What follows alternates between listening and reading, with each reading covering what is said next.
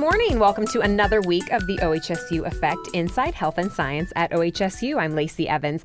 This week, we're dedicating the entire second half of the show to Dr. Albert Starr. He invented the very first artificial heart valve, and he's done a lot in the world of heart health and research. And at 20 past, we'll talk to a cardiologist about keeping your spouse healthy. Is it possible? But first, we want to talk about our eyesight and what's being done at the Casey Eye Institute to rehabilitate our vision. With me now is Dr. Grace Tran, an instructor of ophthalmology at the OHSU Casey Eye Institute in the Evelyn L. Jones Vision Rehabilitation Center. Good morning. Good morning. Did I get that all right? Yes, that was a mouthful, wasn't it? Yes. Well, let's start off with macular degeneration. I think we hear that a lot, but can you kind of explain what that condition is? Well, basically, it's an age-related eye condition where the back of the eye, the center part of your eye, which is called your macula, that's the area that's being affected by this condition. Sometimes there's some scarring there or bleeding that ends up happening. So you can imagine a lot of people end up having difficulty with their central vision, but they still have pretty good peripheral vision. It's a common process that can happen to a lot of people, but for the most part, right now, there's research being done to try to help slow down the process or allow for people to, I guess you can say, preserve what they do have. And it is age related, so as we get older, it occurs, right? Yes, it is more common in people who are aging. Yeah, more mature eyes, I guess you could say. Oh, that's a nice way of putting it. Well, a lot of people, are familiar with physical rehabilitation if we have an injury or recovering from surgery, but there's vision rehabilitation too, right? Yes, there is, and that's actually my specialty. You may have heard of the term low vision rehabilitation or vision rehabilitation. The idea is that a person may have loss of vision or some sort of vision impairment, and they still do have vision, but it's just not the same type of vision. So the idea of rehabilitation is to work with that person with the vision they do have left, to help them stay independent, happy, and healthy with still the vision they have. So there are ways that we can help that person by strategizing on different tools to make it easier for them to use their vision. So kind of adapting, it sounds like. Exactly. So there are lots of different types of tools that are out there. Some people may see, stronger types of glasses or certain magnifiers or electronic devices or discussion about contrast or lighting.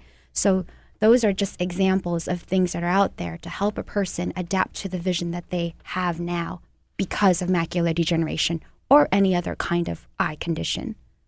Well, I want to mention that today, starting at 9 o'clock, the OHSU Casey Eye Institute is giving a macular degeneration and low vision expo. So tell me about that. Yes, so it's actually starting at 9 o'clock today, and it's a open to the public education seminar, basically for the whole day from 9 to 4 o'clock. No registration is necessary, and the idea is to help the public find a place where they can learn about the latest research that's out there about macular degeneration, and also to learn about what other vision rehabilitative tools that are there that, to empower that person, to help them understand that there's a lot that's going on, to help them actually meet other people who also might have the same condition.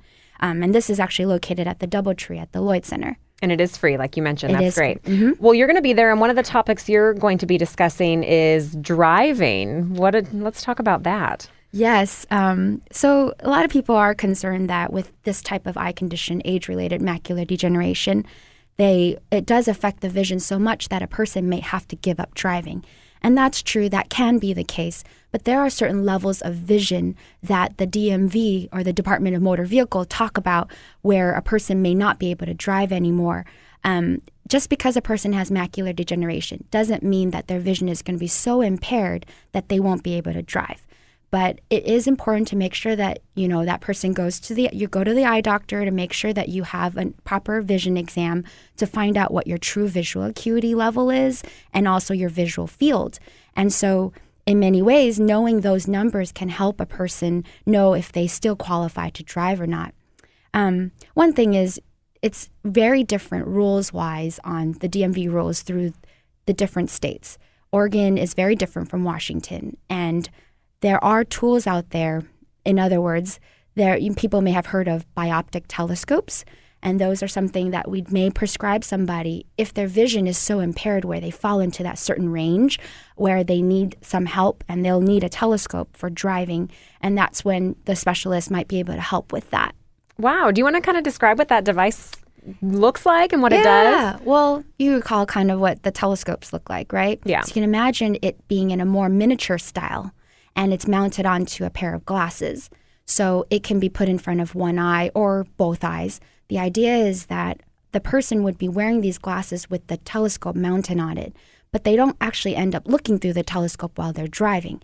They're really just looking through the bottom portion of the glasses, but they tip their head down to look through the telescope in order to kind of see the street signs or the things from far away that they aren't able to see with their normal vision. Okay, interesting. Well, you're also going to be talking about reading with low vision at the expo. What are some tools people can use to help them with reading?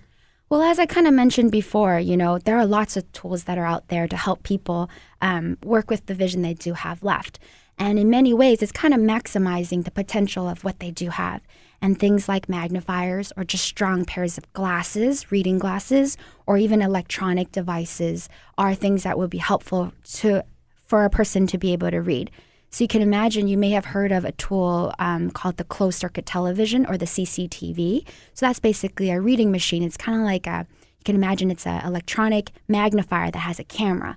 And you'll put your material under there, and then that camera can magnify the print size so that a person can be able to see that. And other things like the new technology that's out there, like Apple products and, like the Apple iPad or the Kindle, Nooks, those type of electronic or, book readers have really advanced how a person can feel like they're just with everybody else now, even though they might have a vision impairment. And those are the types of tools that might be there that the specialist, your eye doctor can talk to you about if you have macular degeneration so that you can stay, being active and happy with the hobbies that you do enjoy. Yeah, no, that's great to keep including people in their daily lives. Let's talk about some more tips and strategies that people can just continue to live normally. What other advice do you have? Well, I think one of the big things is the fact that, change in vision it's a big deal. And it's something that's really hard sometimes to accept and learn about what to do with what's left with your vision. So one of the really big things is maybe a lighting in the way it was for somebody. They were okay with just dimmer lights when they're trying to look at something. They might have to be a little bit more careful now in making sure that there's a lot of good light to make sure that the contrast of something pops out a little bit more. Things like being more organized, making sure that, you push your chair in so that person doesn't run into it, or organizing your cabinet in a certain way so you can find things easily. So things like that where it's as if it's really obvious. Oh yeah, you should make sure you turn on the light and make sure you organize things. But I think it's also very important that a person understands that there are lots of different ways to kind of strategize and work with the vision that has changed. There are other groups that are out there like the Oregon Commission for the Blind that are very helpful, or even occupational therapy groups that can be helpful for helping a person with their adaptive, or skills type of therapy. And that's something that we want to make sure that you talk to your doctors about to see if it might warrant a referral somewhere. Well, losing vision is a big fear for everybody. In your practice, what is the typical reaction you see when you have to tell someone that, they're losing their vision or they have macular degeneration?